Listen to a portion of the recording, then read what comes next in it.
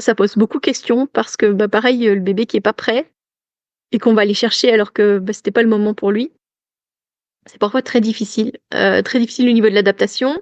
Il y a beaucoup de bébés comme ça qu'on sort, à l'avance, qui ont parfois plus de problèmes respiratoires. Parce qu'on sait maintenant que c'est important, dans la mesure du possible, si on peut le faire, d'attendre que ce soit le bébé qui donne le premier signal. Donc de faire une césarienne, même si elle est programmée, d'attendre que le bébé lance le travail et de dire: «À ce moment-là, alors on fera la césarienne». Mais ça, c'est très inconfortable pour les équipes médicales. Parce que pour eux, c'est plus facile évidemment de prévoir une césarienne, à une certaine heure, un certain jour, plutôt que d'attendre qu'il y ait un bébé qui se décide et puis qu'on dise: «Bon, bah, chez cette personne, c'était prévu de faire une césarienne, donc on va faire une césarienne». Hem, alors après, on peut avoir une césarienne au cours du travail parce que c'est nécessaire, c'est possible, c'est tout à fait possible. Alors si c'est au cours du travail, justement, le bébé va le vivre différemment parce que, bah, justement, il a vécu le travail, il a eu le travail, qui s'est mis en route et cetera et puis, ben, après les césariennes en code orange ou code rouge, là, c'est beaucoup plus difficile à vivre pour les mamans et pour les bébés parce qu'en général, c'est qu'il y a une urgence, souvent chez les bébés.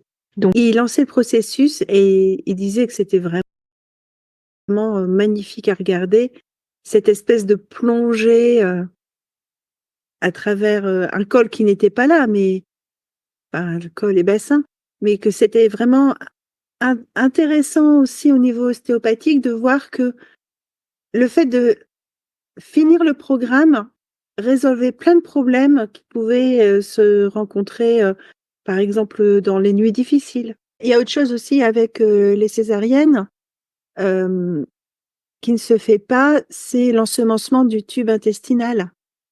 Parce que l'enfant dans le ventre de la mère est dans un milieu stérile et c'est lors du passage du vagin qu'il va rencontrer la flore vaginale de sa mère, qui va être le fondement de la création de sa propre flore. mais on sait qu'un bébé qui aura pas eu de colonisation par la descente par voie basse, et à qui on n'aura pas fait la colonisation, par la petite compresse par exemple, bah, ça va lui prendre plus de temps en fait pour avoir un microbiote optimal.